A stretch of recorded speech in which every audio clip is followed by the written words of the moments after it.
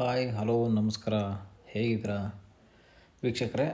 ಎಲ್ಲರೂ ಚೆನ್ನಾಗಿರ್ತೀರಾ ಅಂತ ಭಾವಿಸ್ತಾ ಬನ್ನಿ. ಈಗ ನಮ್ಮ ಇಂಡಿಯನ್ನು ನೇವಿ ಅಂದರೆ ಭಾರತೀಯ ನೌಕಾಪಡೆಯಲ್ಲಿ ಒಂದು 260 ಪೋಸ್ಟ್ಗೆ ಅರ್ಜಿಗಳನ್ನು ಕಾಲ್ಫರ್ ಮಾಡಿದ್ದಾರೆ. ಅಂದರೆ ಜಾಬ್ಗೆ ಕಾಲ್ಫರ್ ಮಾಡಿದ್ದಾರೆ.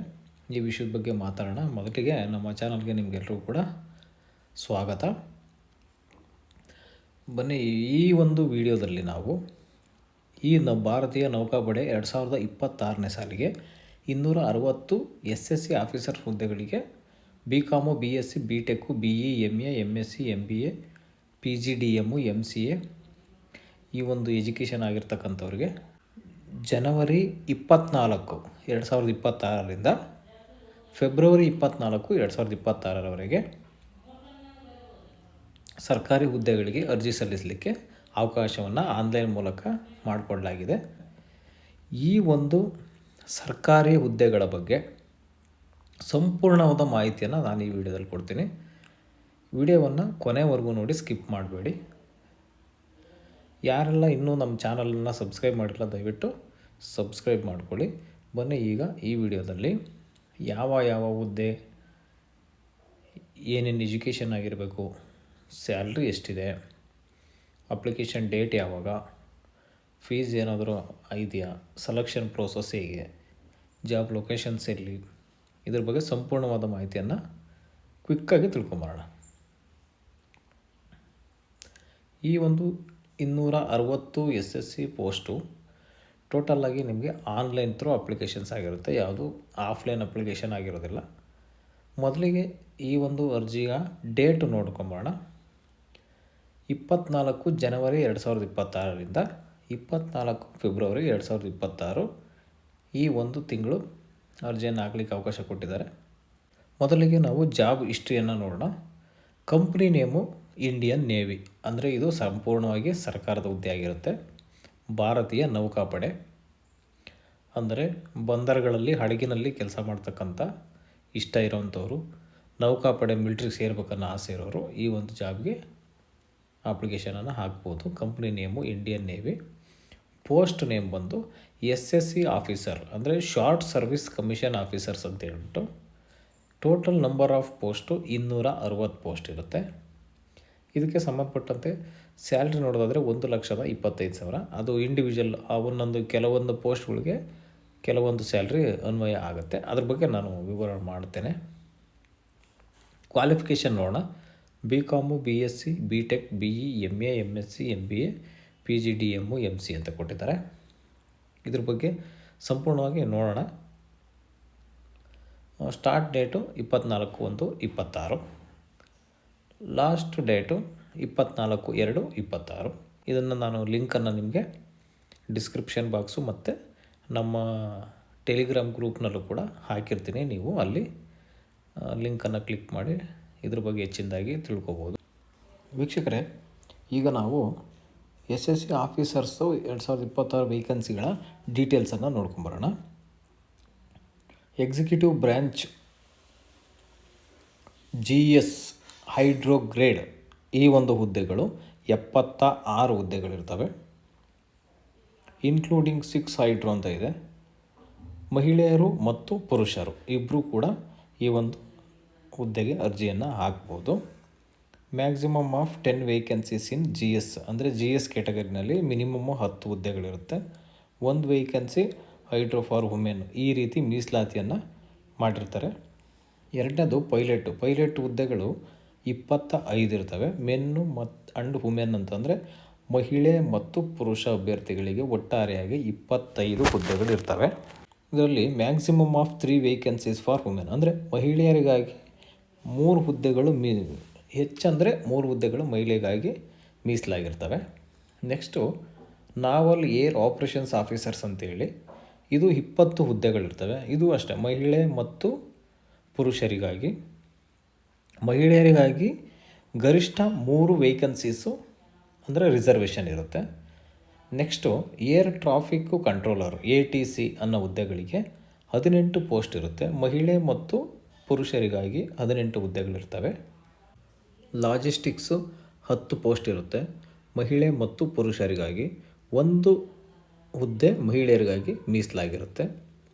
ಎಜುಕೇಷನ್ ಹುದ್ದೆಗಳು 7 ಇರ್ತವೆ ಮಹಿಳೆ ಮತ್ತು ಪುರುಷ ಅಭ್ಯರ್ಥಿಗಳಿಗಾಗಿ. Engineering branch general service GS ಹುದ್ದೆಗಳು 42 ಇರ್ತವೆ ಮಹಿಳೆ ಮತ್ತು ಪುರುಷರಿಗಾಗಿ. 7 ಹುದ್ದೆಗಳು ಮಹಿಳೆಯರಿಗಾಗಿ ಮೀಸಲಿಡಲಾಗುತ್ತೆ. ಸಬ್ಮೆರಿನ್ ಟೆಕ್ ಇಂಜಿನಿಯರಿಂಗ್ ಪೋಸ್ಟು 8 ಇರ್ತವೆ, ಅವು ಪುರುಷರಿಗಾಗಿ ಮಾತ್ರ, ಮಹಿಳೆಯರಿಗೆ ಇರೋದಿಲ್ಲ.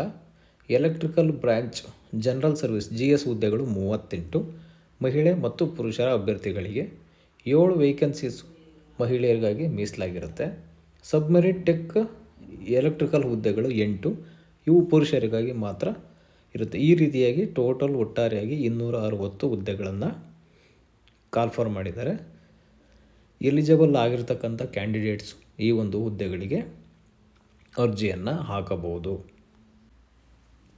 ನೆಕ್ಸ್ಟು ಎಲಿಜಿಬಿಲಿಟಿ ನೋಡೋಣ.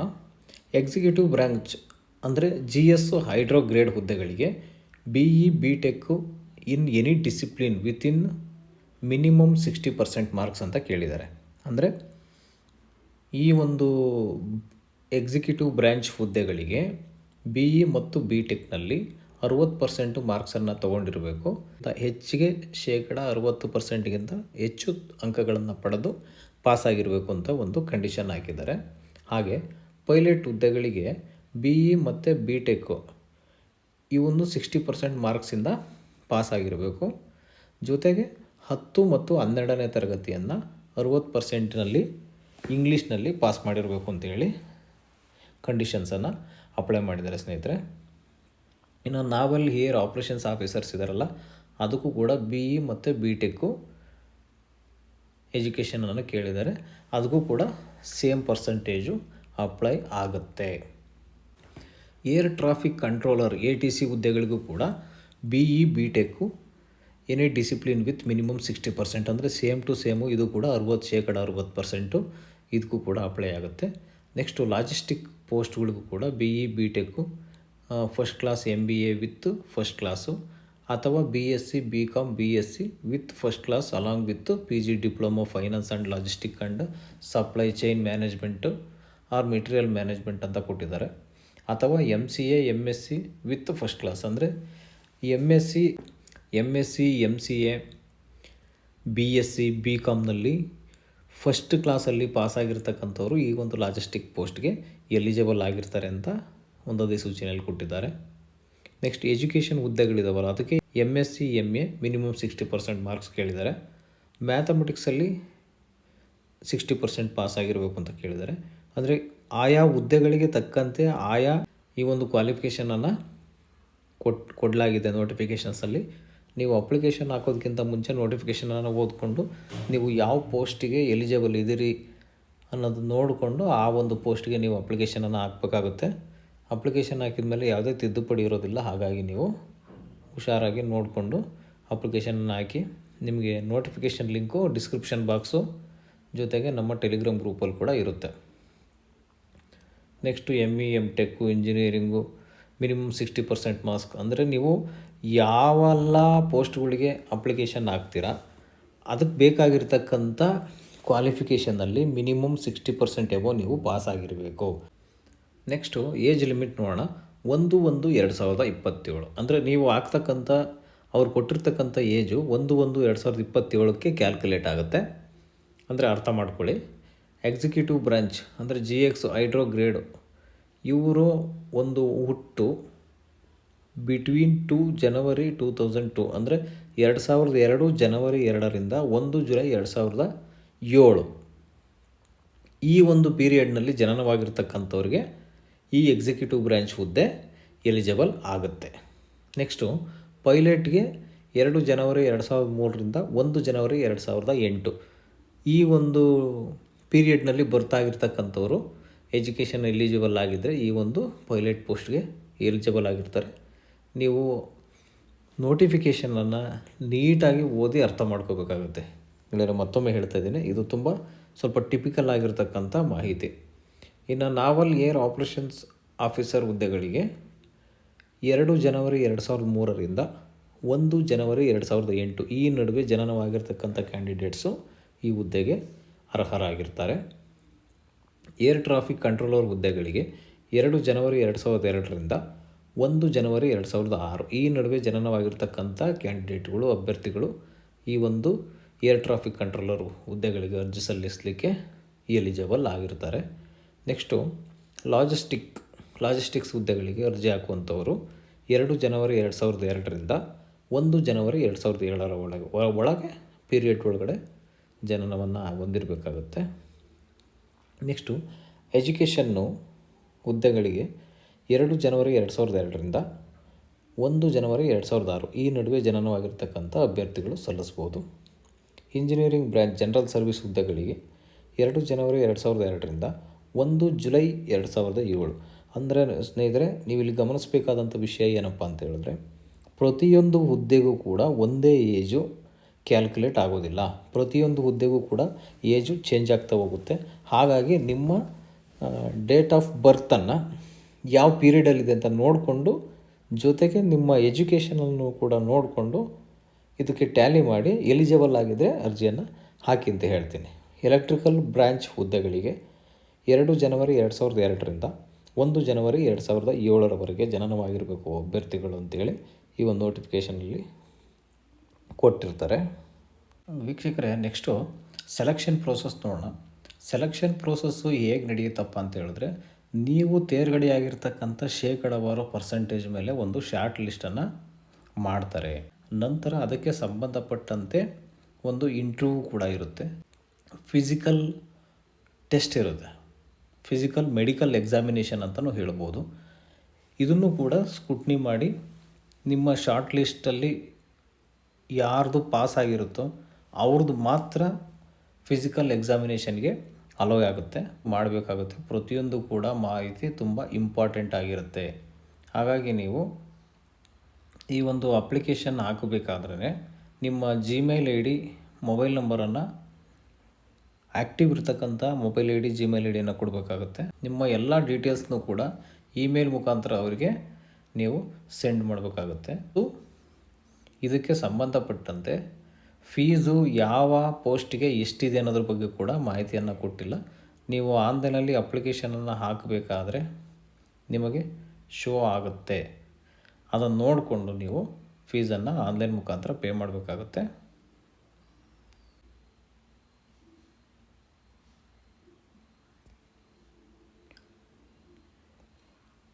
ಸೆಲೆಕ್ಷನ್ ಪ್ರೋಸೆಸ್ ಬಗ್ಗೆ ಇನ್ನೂ ಹೆಚ್ಚಿನದಾಗಿ ಸಿಂಪಲ್ಲಾಗಿ ತಿಳ್ಕೊಳ್ಳೋಣ.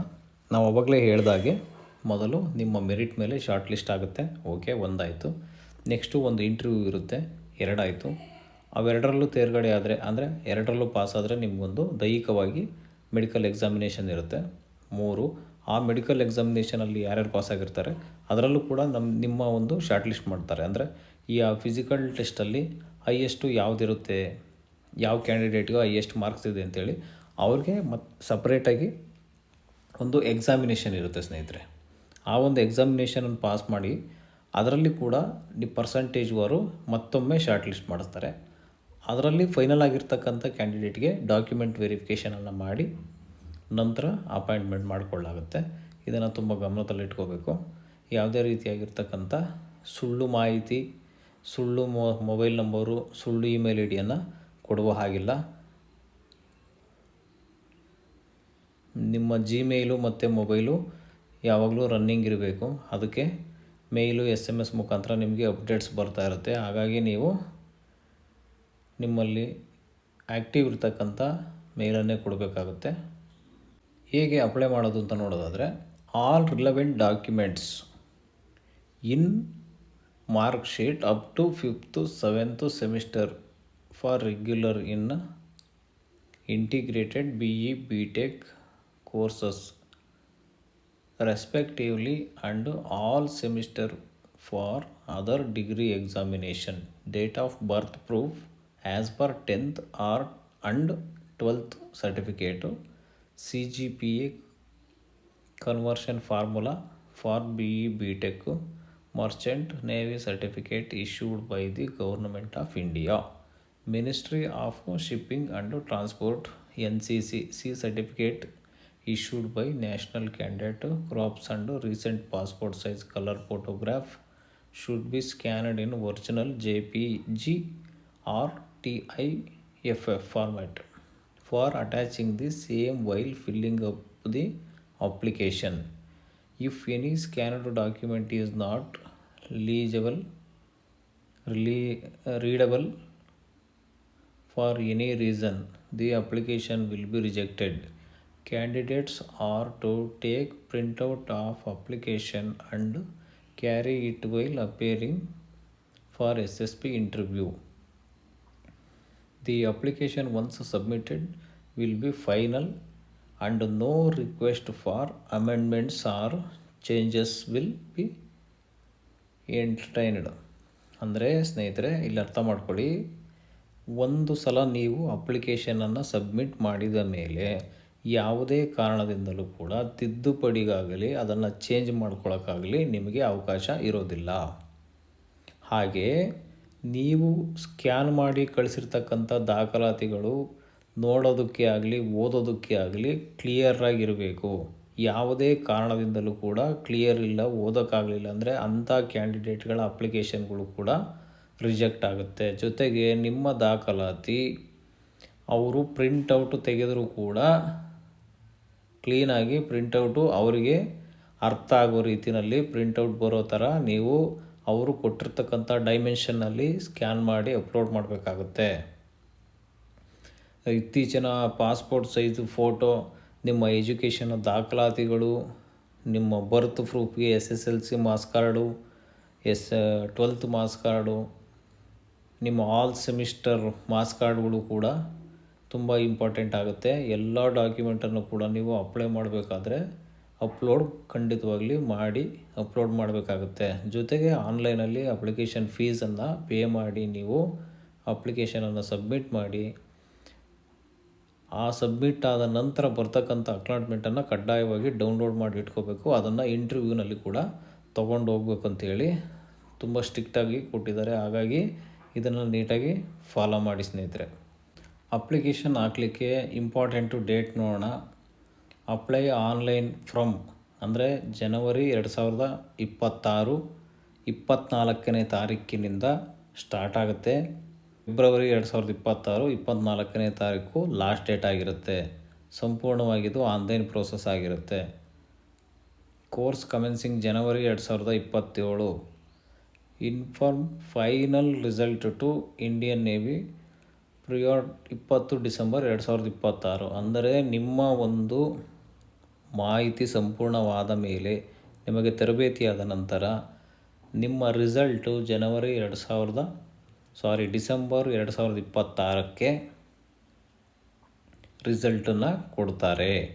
ಸ್ನೇಹಿತರೆ, starting date 24-26, closing date 24-26 February. Eligibility BE BTech any discipline minimum 60% marks. Next, selected candidate will be generated short service commission initially for 12 years extendable by maximum 2 years subject service recruitment performance medical eligibility and willingness of candidates. ಎಲ್ಲ ಮಾಹಿತಿಯನ್ನು ಕೂಡ ಸ್ನೇಹಿತರೆ ನೀವು ನೀಟಾಗಿ ಓದಿ ಅರ್ಥ ಮಾಡ್ಕೊಂಡಿದ್ದ ನಂತರನೇ ನೀವು ಅಪ್ಲಿಕೇಶನ್ ಹಾಕ್ರಿ ಅಂತ ನಾನು ಹೇಳ್ತೀನಿ. ಸ್ನೇಹಿತರೆ, SSC ಆಫೀಸರ್ ಇಂಪಾರ್ಟೆಂಟು ಲಿಂಕ್ಗಳು ಬೇಕು ಅಂದರೆ ನೀವು ಇಲ್ಲಿ ಸ್ಕ್ರೀನ್ ಮೇಲೆ ನೋಡ್ತಾ ಇದ್ದೀರಿ. Official notification PDF, official website, ನಿಮ್ಗೆ ಇದೇನು ಅನ್ವಯಿಸೋ ಜಾಯಿನ್ ಅರಾಟೈ ಚಾನಲ್ ಅಂತ ಇದೆ, ಇದೆಲ್ಲ ಏನು ಬೇಕಾಗಲ್ಲ. ನಿಮ್ಗೆ official website, official notification link ಇವೆರಡೂ ಕೂಡ ನಾನು ಡಿಸ್ಕ್ರಿಪ್ಷನ್ ಬಾಕ್ಸಲ್ಲಿ ಕೊಟ್ಟಿರ್ತೀನಿ. ಜೊತೆಗೆ ನಮ್ಮ ಟೆಲಿಗ್ರಾಮ್ ಗ್ರೂಪ್ ಲಿಂಕನ್ನು ಕೂಡ ಡಿಸ್ಕ್ರಿಪ್ಷನ್ ಬಾಕ್ಸಲ್ಲಿ ಕೊಟ್ಟಿರ್ತೀನಿ.